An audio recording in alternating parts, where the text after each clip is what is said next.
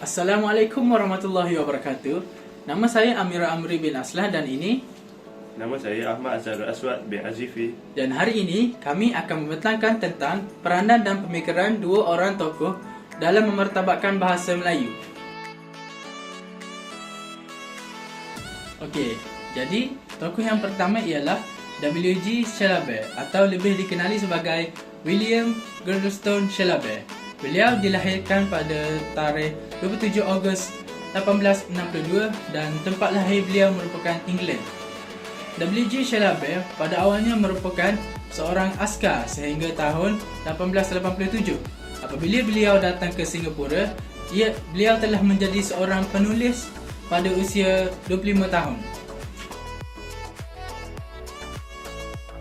Okey, peranan W.G. Chelabeh dalam memertabatkan bahasa Melayu pula ialah W.G. Chelabeh merupakan salah seorang penterjemah Alkitab dalam bahasa Melayu. Beliau juga aktif bekerja sejak tahun 1891 hingga 1948. Beliau telah memperkenalkan perubahan terhadap orang-orang Melayu dan orang-orang Muslim.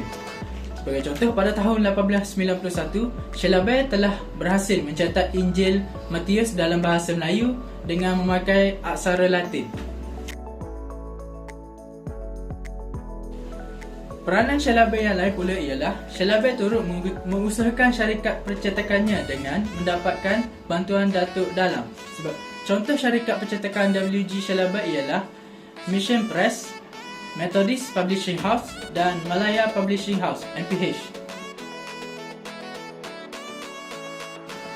Peranan W.G. Chelabeh yang lain juga ialah selain Alkitab, Chelabeh juga telah menterjemahkan perjalanan sang peziarah karya John Bunyan ke dalam bahasa Melayu Baba. Beliau juga telah melakukannya bersama dengan Tan Cheng Poh. Pada tahun 1909, Chelabeh dan teman-teman Tionghoa-nya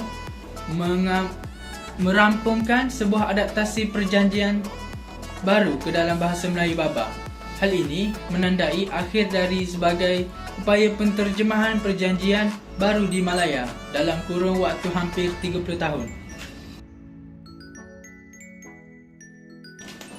Pemikiran W.G. Chelabeh pula ialah W.G. Chelabeh telah memainkan peranan dalam bidang penulisan sejarah Melayu.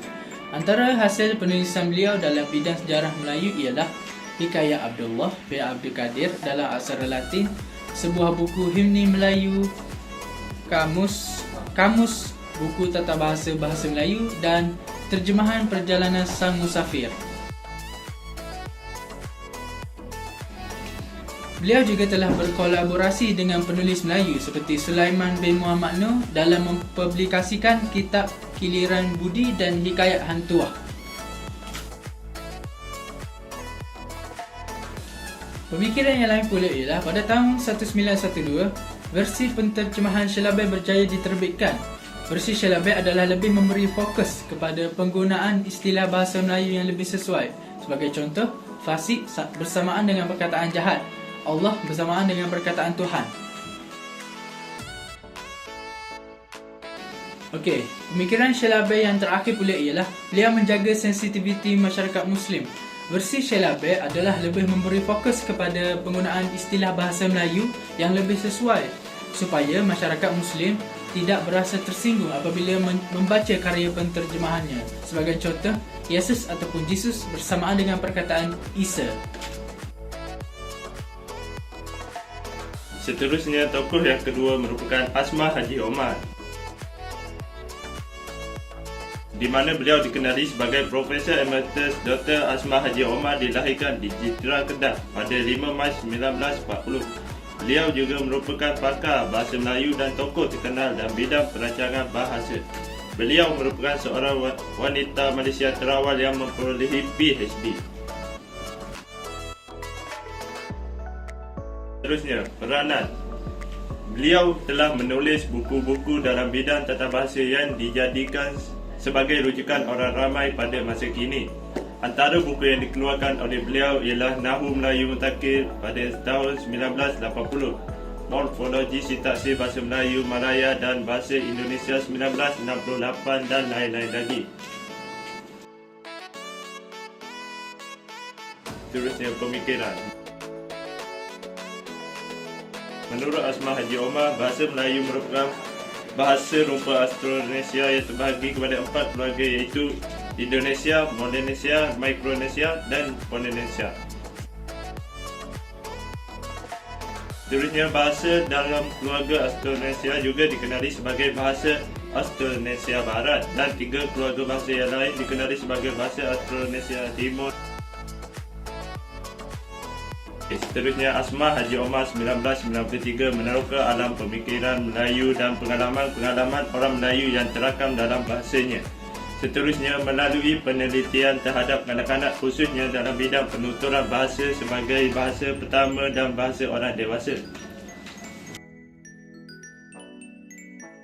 Seterusnya, pemikiran tentang nahu dan tata bahasa. Asmah Haji Omar 1976 dapat mengesam beberapa prinsip fonologi melandasi analisis Zahaba tentang sistem ejaan bahasa Melayu seperti keutamaan ucapan dalam tulisan, huruf sebagai lambang, bunyi dan hubungan antara fikiran mekanisme. Asmah merupakan penulis bahasa Melayu yang menerapkan nahu struktur. Sebagai contoh, bukunya Nahu Melayu Mutakhir 1982.